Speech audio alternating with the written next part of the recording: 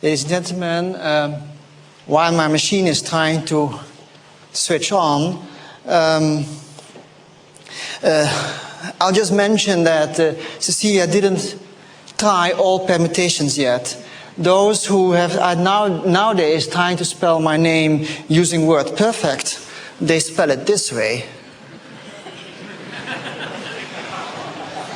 And that's because computers tend to invert the comma. This is wrong. It should be that way. Anyway.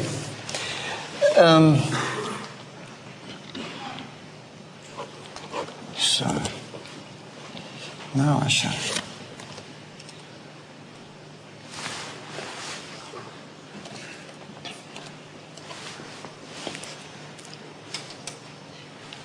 Am I on the screen now? It's coming. Very good.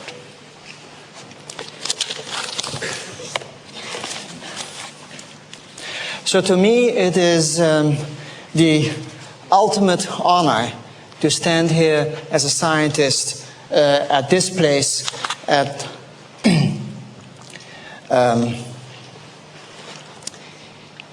here to talk in the name of the inventor of dynamite. And words are not sufficient to express my gratitude to stand here. Not only gratitude towards the Nobel Committee, gratitude towards the Swedish Academy of Sciences, but also to all those colleagues and friends who have apparently esteemed our work so highly that they urge this committee to recognize it. So the title of my talk is A Confrontation with Infinity. Now in the press releases, the committee has apparently emphasized our ability to solve the mathematical aspects of this problem. The problems associated to the weak interaction theory, as has been so very nicely explained to you in the previous talk. The theme of what I want to tell you today is that the difficulty was not only a mathematical one. Mathematical difficulties mean that if you have some equations, your problem is how to get solutions to the equations. But in physics, the problem is the other way around. We don't have the equations, we have the solutions. And the question is, given the solutions, what are the equations? And this is sometimes much more difficult and for a physicist extremely interesting. And this is the way most often our problems are being presented to us.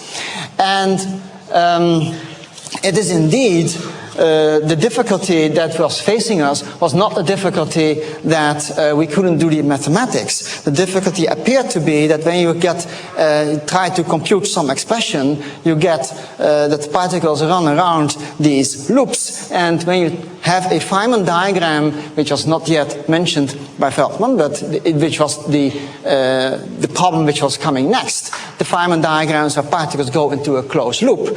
In these loops, the expressions that you tend to get when you want to compute something is infinity. The outcome of the calculation appeared to be meaningless. This was not just a mathematical problem. The problem, and this is the main theme of what I'm going to talk about, the problem was a physical one.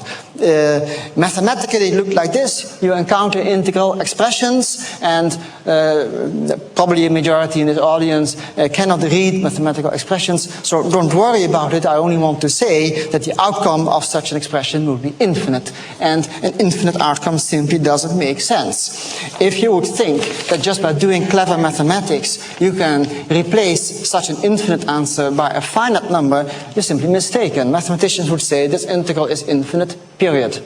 So we had to change the equations and not just the mathematics. And that implied that the theory had to be renormalized. Renormalization was the buzzword in the new theories for the weak and electromagnetic interactions. So what does renormalizability mean? The renormalizability meant that you had to understand the physics of your theory. And the physics implied that you had to understand what is going to happen at distances smaller than the actual sizes of the particles or the main structures that you are looking at when particles collide in the accelerators. So we had theories about particles moving in accelerators, but these particles collide, and when we try to describe the collision in certain models, we are usually content with some sort of theory that reproduces the effects, but the theory should explain the effects in terms of a detailed model. So we had to devise models of what is going on, models from which we could extract the equations needed to do the calculation. These models had to be correct, not only at the scale where the particles interact, but the models had to make sense at even smaller scales. And this was our big difficulty, how to create models which make sense at smaller scales. And I would like to go back even much further than Veldman did in his previous talk to explain what kind of difficulty we were facing. We were facing a difficulty very similar to the difficulties which were so brilliantly solved by Isaac Newton in several centuries ago. Newton and Leibniz, who discovered the notion of a differential equation. What does it mean? If you have some planet moving in some orbit, the planet seems to move smoothly in its orbit. And you want to understand how to calculate its motion. The trick is that if you follow a planet moving according to complicated equations, then you have to divide its orbit into pieces. And when you have this smooth orbit here, you divide it into discrete segments, and during a very short time interval, you simply assume that the planet moves along a straight line. And then every time and again, you change slightly the orientation of the straight line at certain time intervals, and then you can understand what happens by just gluing all these little segments together. Now when you do it this way, the outcome is not very accurate, so you have to make smaller intervals, and smaller and smaller and smaller intervals. You take the time intervals smaller, you take the space separations that the planet moves also smaller, and then the outcome is that you can do something, which is you take the ratio of the displacement in space, divide by the small time length, the interval of time, and then you get something that was called velocity. And I think we all understand what velocity means sort of intuitively, but this whole procedure became so natural in particle physics that we started to take it all for granted, that this is trivial, this is clear, no further thinking is needed. That is wrong. Further thinking is always needed, and this procedure is going to fail us when we try to do something similar in the elementary particles. So what did we do in the particle models? Well, we don't have just displacement in one particular direction. We have particles all over the place in the universe. So what we have to do is divide all space and time into boxes. So here I have a set of boxes, and these boxes represent space and time, and the colors in the boxes represent certain values that fields may have, and you start to do your computations. Now this is a very crude way of describing the boxes. You can try to do it more precisely, and you get a more precise distribution in terms of boxes. I was wondering what a sound technician, there's not yet any sound, not that that's any importance, but so when you divide things into smaller boxes, then you get a more accurate description of what's going on. You can make the boxes even smaller and smaller and smaller, thank you, then, so now turn the sound back off. And finally, you get an image of what's really happening in this universe, and you see that you can mimic everything using boxes. So going back, you see that this was actually originally looking like that. So these are approximations that we would like to perform, and you might think that the approximations are rather trivial, and as you saw in this screen, it wasn't very difficult for me to reproduce it using simple electronic techniques. But when it comes to describing quantized particles, the problems are getting much, much more complicated.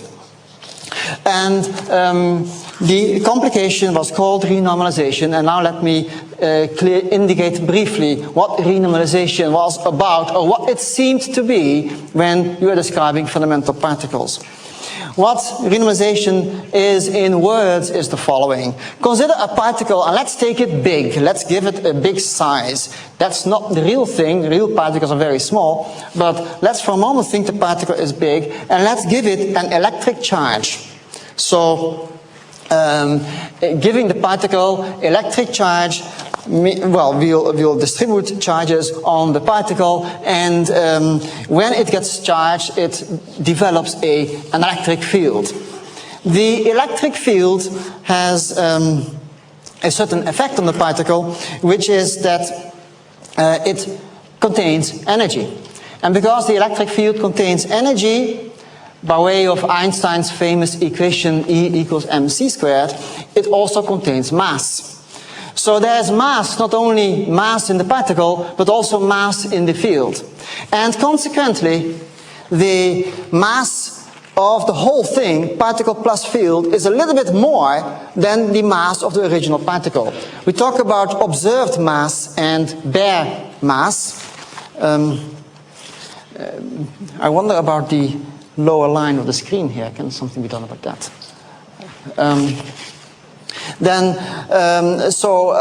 The bare mass of the particle, it says mass here, the bare mass of the particle is slightly less than the actually observed mass of the object.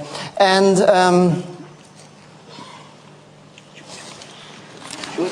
good, please.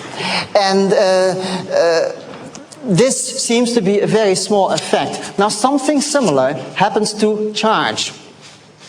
When you have strong electric fields, then the universe, the region around the particle will become slightly polarized. This is a curious quantum mechanical effect, thank you very much, that maybe should be moved a little bit more even. Yeah. And which is that the vacuum gets slightly excited, and positively and negatively charged particles, which are not the real particles, but they are virtual particles which are filling the entire universe. These virtual particles cause a slight distortion of the electric field surrounding a particle, and the consequence of that is that the electric charge of the whole thing appears to be slightly less than the original electric charge of the particle. And so what I said about mass also holds for charge. The bare charge of the particle is not exactly the same as the physical charge. The observed charge is a little bit less. Now let us make the particle a bit smaller. Here it becomes smaller. And when the particle is smaller, you discover that, first of all, there's much more field around it now, and so the mass of the whole object has become much more than the mass of the original particle. And similarly, the electric charge has become much less than the original charge of the particles, because now there are much more virtual particles around which are screening its electric charge. And now if we continue once more, we let the particle all the way go to zero, then the observed charge will vanish altogether, and the observed mass will go all the way to infinity. This was the physical explanation as to why certain expressions seem to become meaningless if you try to compute them mathematically. But you can imagine in this simple description what has been done wrong here. So we try to do it all over again, but let's now say that what we want to describe are particles with a certain observed mass and a certain observed charge. And what we really want to do is take the observed values and take those fixed. While we let the particle become smaller and smaller, what we'll do is we'll not keep the observed, the bare quantities fixed, we'll keep the observed quantities fixed.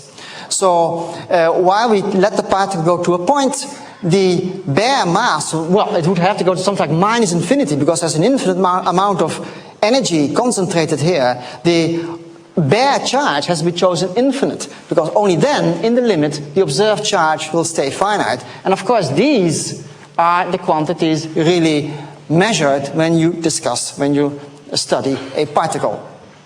So, so because of that, the limit of letting a particle become a point particle now exists. In reality, when you quantize a theory, the situation becomes slightly better than indicated here, because I've done as if the bare mass goes to -infinity, while in a quantum theory, the bare mass goes to 0, and that is much more convenient than having it go to -infinity in these theories. So the procedure appeared to make a lot of sense in our quantum theories. It also means that we are learning to understand how to send a particle all the way to 0, how to make the particle really look like a point particle, which is a theory which has a proper description of its very small distance behavior. So let me repeat again that, I would still like to have the image slightly raised. Let me repeat that the problems of renormalizing the infinities in these theories can be resolved by considering what I would call the small distance limit of these theories. No, higher, please. Higher.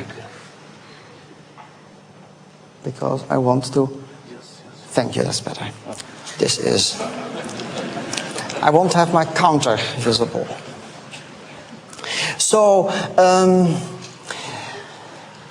now let me rephrase in more conventional mathematical terms what is happening when you describe these theories. When you describe the theories, you're using what we call a scale transformation. You go from large distance scales to small distance scales.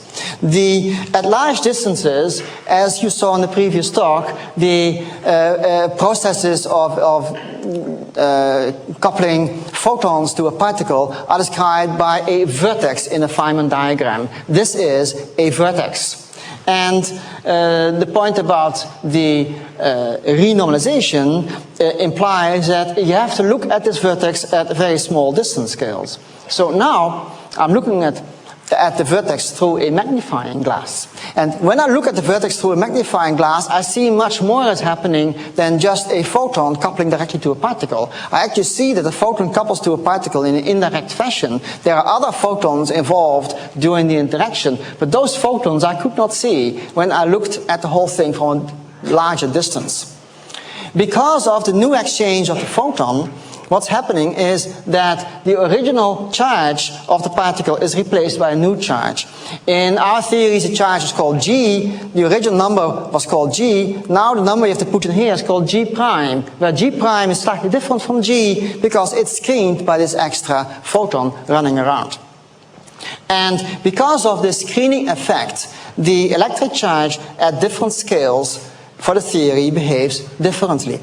So, now I plot here the distance scale in which you describe a theory, and you see this is a logarithmic plot. In fact, the plot covers 6 factors of 10, so it's a large scale that I have here horizontally, and you see that the way in which the charges scale is very gentle.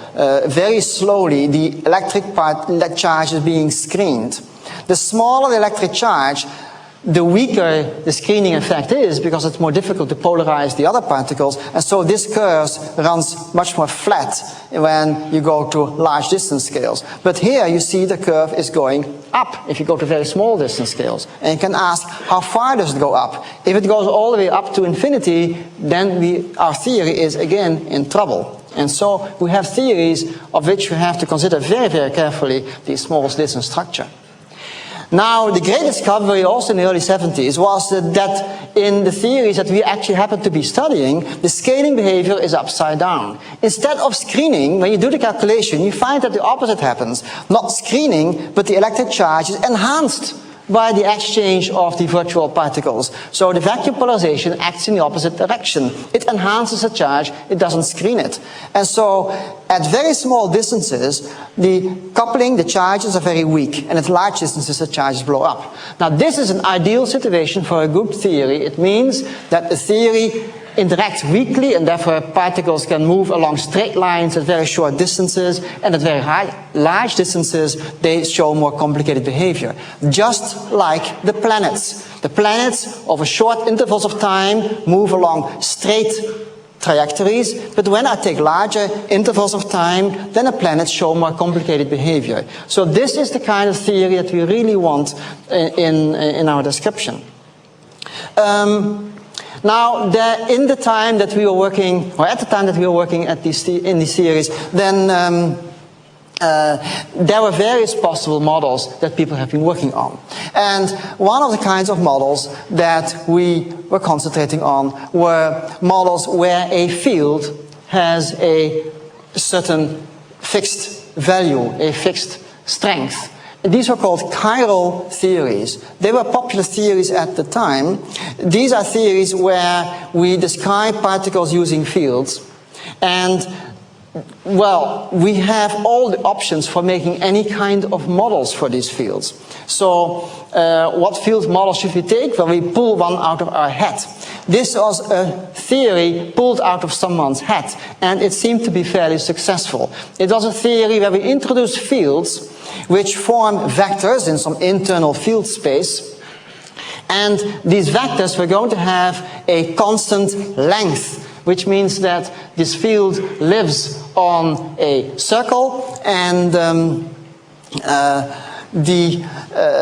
length of the vector is going to be fixed, and the field can then go around the circle as many times as it wishes, and it will fluctuate, and the fluctuations of this field was going to be associated to quanta, and those would be quantized particles, and those particles were being studied. Now, the reason why I bring this model up is because it has a problem. And the problem was that if I compare short distances with large distances in such a theory, then we get the following situation.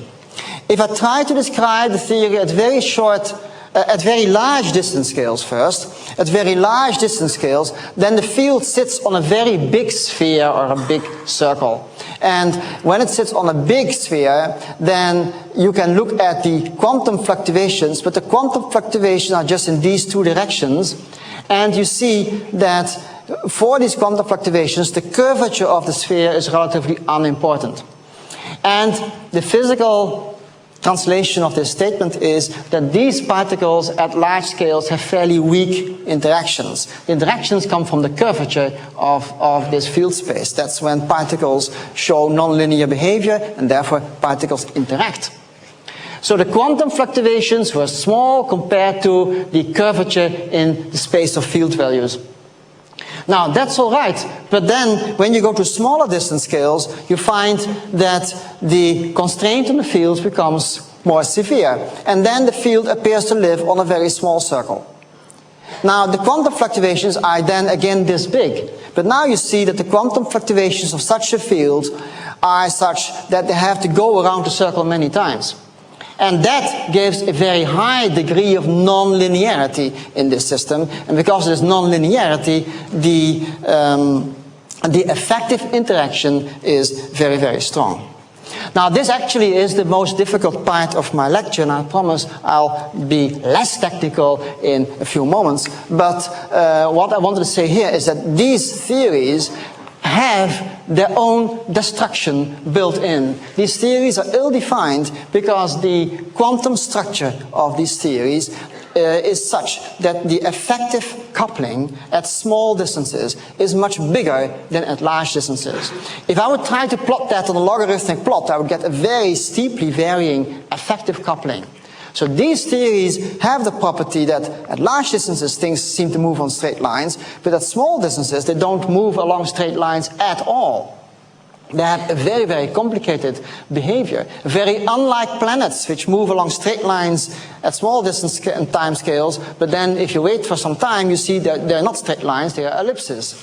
Here it's the other way around. At large distances, they seem to move along straight lines, but at small distances, the particles are very, very complicated, showing very, very complicated behavior.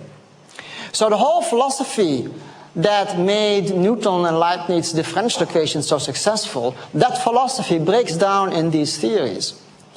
And for many physicists and mathematicians, this was just a technical detail, not to worry too much about. To me, this was an essential flaw, a drawback of such theories. If this happens, the theory is called non-renormalizable. And many people would say, so what? But the problem that I was dealing with is that if you have a non-renormalizable theory, then we don't understand its small distance behavior. So it doesn't make any sense to describe this theory at a distance scale smaller than a certain value. And then you simply have to stop using that theory. So then the question is, what does happen at very small scales? What does happen if particles collide with energies so big that the very, very tiny structures of these particles become important? And the answer is simply a blank. We don't know. This theory cannot be right. And for a long time, it was thought, well, this has to be left for next generations to study the very small distance behavior of these theories. But the big discovery in the 70s was that, no, we should not be content with such a half theory. We should only be content with full theories. We should have models that have a correct small distance structure so that we understand that they are built out of something that looks like differential equation. So now we needed more sets of models that had the correct small distance structure. And to our aid came the notion of what is called spontaneous symmetry breaking. Spontaneous symmetry breaking can be explained in words rather easily. It often happens that you have an equation, a situation in your theoretical concept where the equations have a certain symmetry. Here you see two examples of a potential. This, you could see, is a landscape in which particles can move. In this landscape, we have always, both left and right, we have a two-fold symmetry. That this landscape is symmetric and this landscape is similarly very symmetric. Now let's have a particle moving in that landscape. And we have the particle sit here and ask about whether this is a decent solution of our equations. And the usual answer is yes, this particle can go nowhere. If you leave it alone, it will just sit at the center. And you have the situation that the solution to the equations is as symmetric as the equations itself.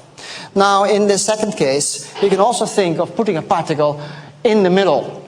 And that also is a mathematically acceptable solution to our equations. But when you look at this situation, you get the awful feeling that this is not going to be the solution that nature wants. You have the impression that nature wants a solution which is energetically more stable. So if you wait a little bit, we'll find that indeed the correct solution will be that one, where the particle lies in the absolute minimum of this curve. This is a stable solution, not the one where the particle is sitting there. Now here is an example of a situation in physics where the equations have a symmetry, but the solution does not. And in our models of elementary particles, we were using symmetries over and over again, and what was needed was symmetries in the equations. What we did not want, or not necessarily want, were solutions to these equations to be similarly symmetric. In fact, there's lots of asymmetry among the elementary particles. There's so much difference between all the various particle types that we see that the symmetry is usually absent. However, our mathematics very often only works if we do have a symmetry.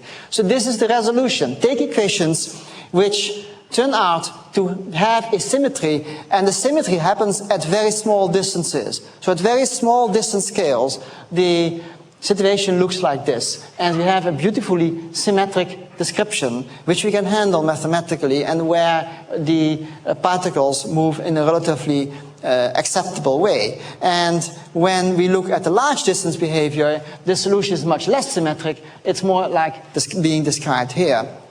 And now, the very important observation is that this degree of freedom, where particles can still oscillate in this direction, was later going to be discovered to be the degree of freedom in our theory that describes a famous particle called the Higgs particle. The Higgs particle is still a missing element in our theories of elementary particles. The Higgs particle is something that has to be found. Now, this description here is a little bit too simple. In reality, we have the Mexican hat situation. The Mexican hat is just a picture we had seen before, but now with a larger rotational symmetry instead of just the left-right symmetry. you can have a particle moving in a potential that looks like this. And you can think of putting a particle right in the middle. If you put a particle right in the middle, you can use the perfect rotational symmetry indicated by the circle you see on top. And you can try to put a particle there. But if you try to put a particle there, it won't be the stable solution. The stable solution will be that the particle lies in the rim of the hat. And then we find that if we use fields with these properties, not just particles but fields, and we use the mathematical equations for that, then we find a certain set of equations of degrees of freedom. The degree of freedom of the particle moving around in the rim of the hat very much looks like the degree of freedom of a chiral theory, where the length of a field is kept fixed. The distance of the particle from the center is now called the length of a field, and that's fixed. The particle can rotate like that. But this theory only worked if it was sufficiently smooth at small distances. And that implied that you definitely need the degree of freedom where the particle moves in the orthogonal direction. The possibility of the particle to oscillate in this direction was essential for our theories to work. And exactly that would turn out to be the degree of freedom in particle physics corresponding to this famous Higgs particle. So we all want the Higgs particle because we don't want the Mexican hat to be infinitely steep. In that case, we would get back to the description of a chiral field theory, and then we know that the short distance behavior of the theory is bad. So we want theories where the short distance behavior is good, and it turns out that in order to get that, you must have a Higgs particle which should not have an infinite mass. If the mass of the particle is infinite, it means that the potential in which this field is moving is infinitely steep. But in that case, I shall read here the thing for a moment. If there were no Higgs particle in our theory, then the Mexican hat would be infinitely steep. This is exactly the situation as we have in the chiral field theories, where the field would have a fixed length, and then such a theory would be ill-defined. And we would run into mathematical problems, or what seemed to be mathematical problems, but they were just problems associated to our way of defining our theories. So how does force depend on distance? We now were in a fortunate situation that we had various different kinds of theories in which forces could be described of various kinds. The weak force would be a force which has a very short range only. So the field lines you see here terminate very quickly, and what you see then is particles which, as soon as they move some distance apart from each other, they don't feel each other's presence. Because of that, the force between these particles is very weak. And in practice, this was what the weak interaction theory would be about. Then we had electromagnetism, where field lines show a familiar shape that you see in physics books about electromagnetism. You take a magnet, you take some iron, you try to follow the pattern of the field, you get this kind of pattern. These patterns can range over the entire universe. So this is really a force which has a very interesting and complicated structure, electromagnetism. Now, the extreme opposite situation of that is the strong interaction theory, where field lines refuse to spread. Here we have the force between two quarks, and they have the property that if you try to separate these quarks further and further away from each other, then the field lines don't spread out, but they stay together. And so the force of the two quarks does not decrease as an inverse distance law, but the force of the two quarks remains constant no matter how far you try to separate them, because of this particular property of the field. You could also say that the effective charges for the strong force of the quarks increases very fast when you look at larger distances. And that's again this famous inverse screening effect of the theory for the strong interactions. So here we see three force laws. The strong force, the strong force should go like this, that it becomes essentially constant when particles separate for a long distance. The electromagnetic force goes down very smoothly. The weak force goes down very rapidly and disappears into nothing at a fairly mild distance. This eventually led us to construct the standard model. Here you see that it's being constructed. And in a short while, the models that we found were looking practically complete. At the present, still only one component seems to be missing, the Higgs particle here, and the graviton is also a hypothetical particle which should, in principle, mediate the gravitational force.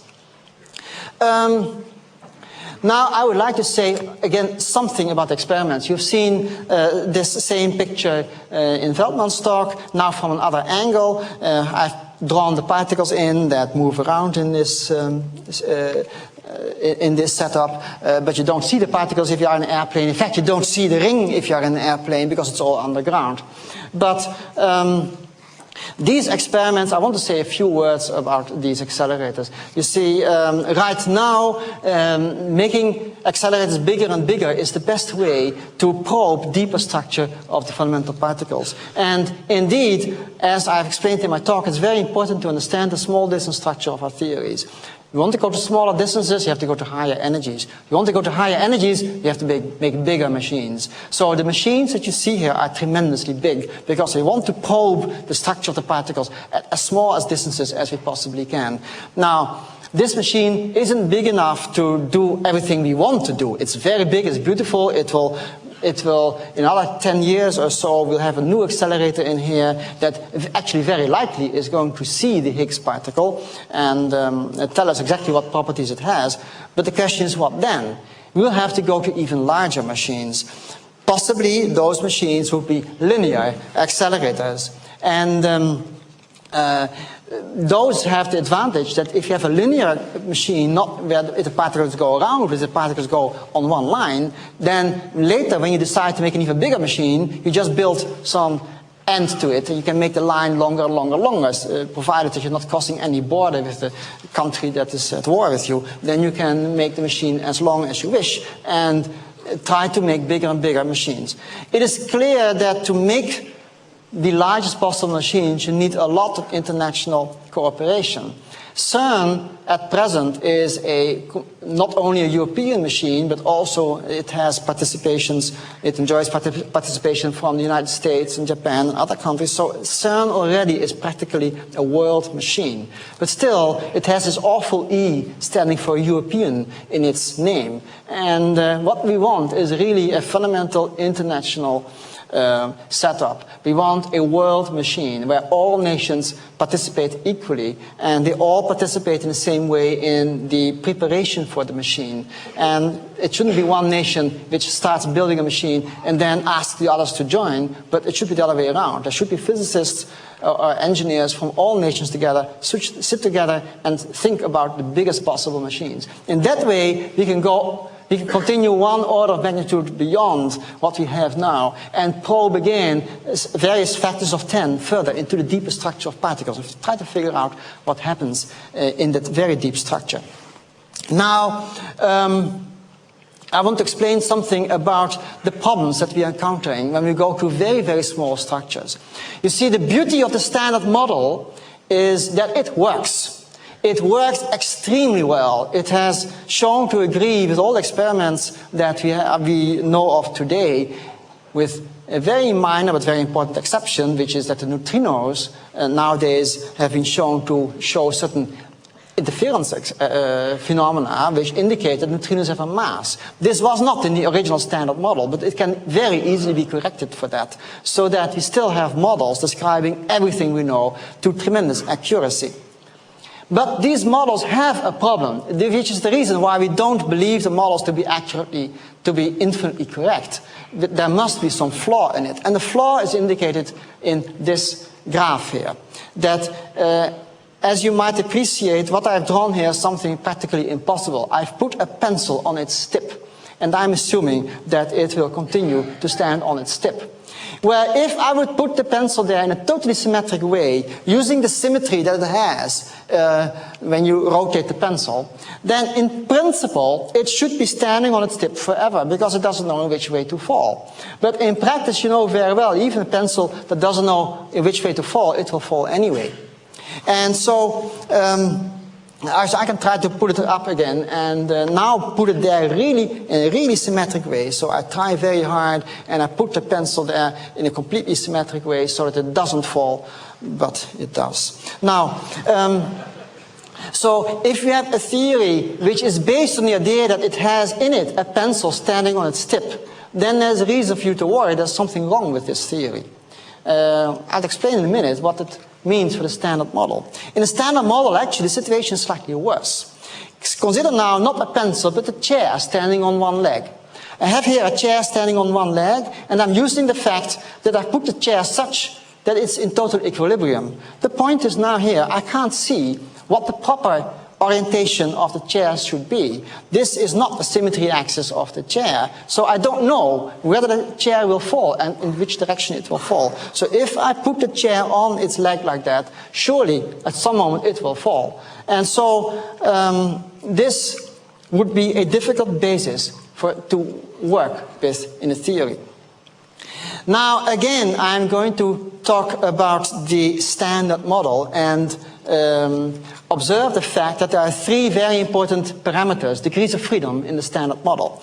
Degrees of freedom are the strong interaction strength, a large number, the weak interaction strength, and the electromagnetic one. Electromagnetic seems to be slightly less than weak, but that is a question of definitions. Electromagnetism survives at much lower energies than the weak force. As we see, the weak force effectively screened. But the weak coupling constant is slightly bigger than the electromagnetic one.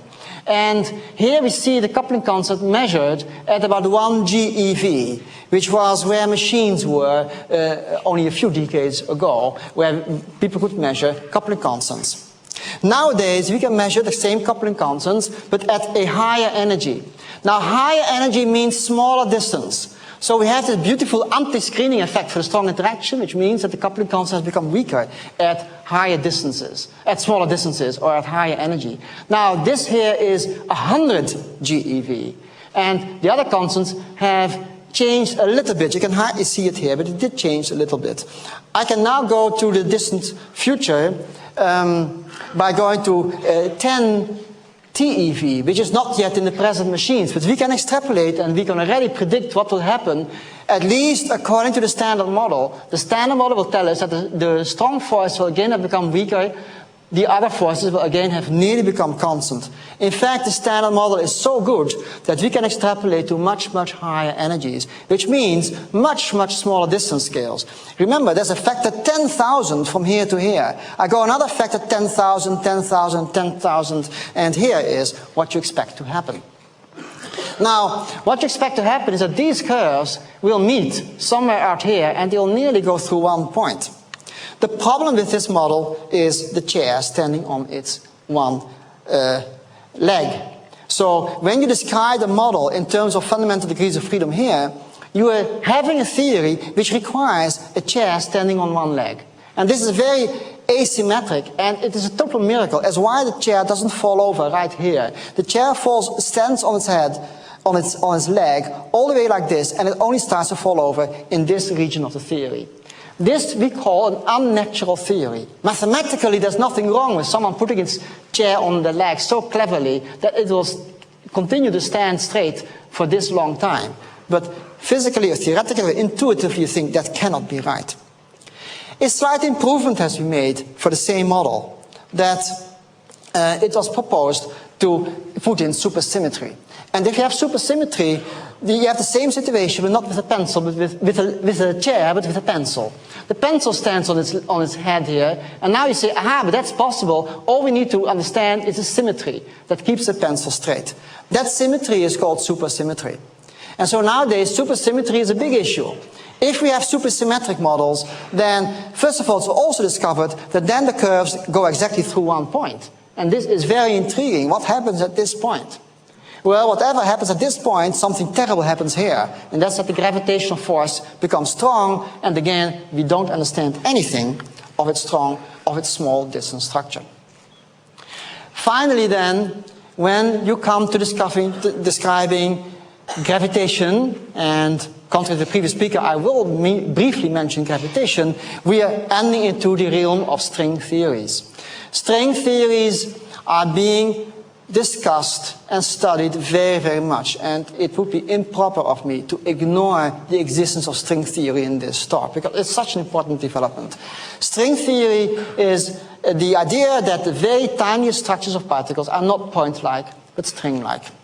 I've been often portrayed as a critic of string theory. And string theorists are sometimes angry at me that I am not sufficiently enthusiastic for what they're standing for.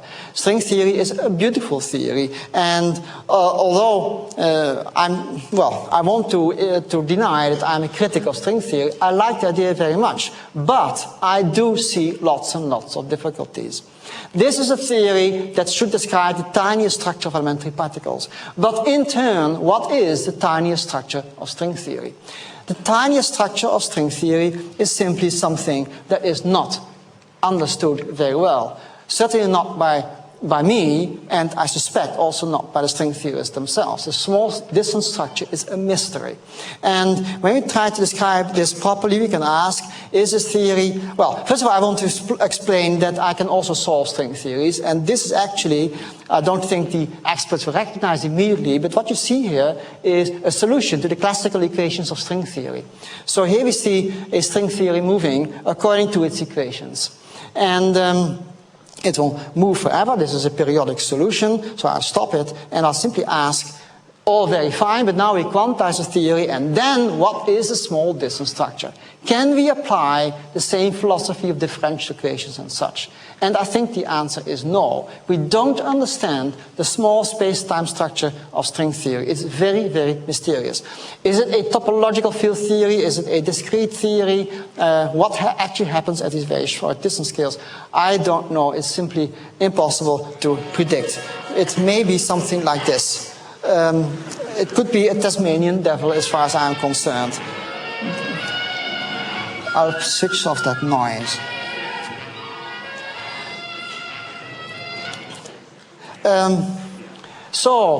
Whatever these theories are, it's clear, and this is the main message, we cannot really understand consider a theory successful if we don't understand how its dynamical degrees of freedom behave at the very tiniest distance scales.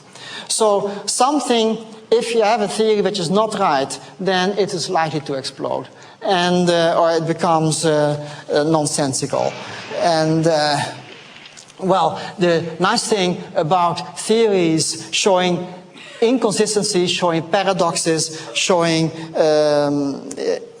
problems is that when you have such a theory, there will be new theories supplanting them, and these new theories will undoubtedly generate many more prizes, because this is what the future of physics is about. We should somehow explode all old theories and get new theories in their place. And those new theories will really tell us what the short distance structure of the universe is about. And I'm sure that that will generate many further Nobel Prizes. Thank you very much.